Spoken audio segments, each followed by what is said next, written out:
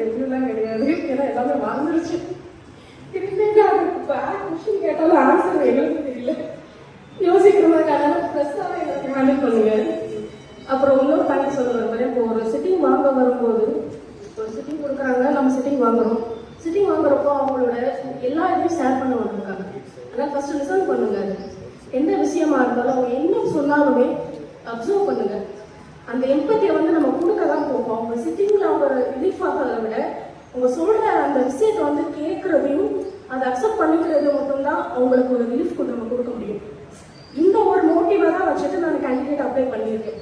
ஏன்னா நிறைய இதை நம்ம பார்க்கும்போது என்னென்ன பண்ணணுங்கிறது ஒரு ஐடியாவோட அந்த இது வந்து அப்ளை பண்ணியிருக்கோம். அதை செயல்படுத்தணும் விரும்புகிறேன்.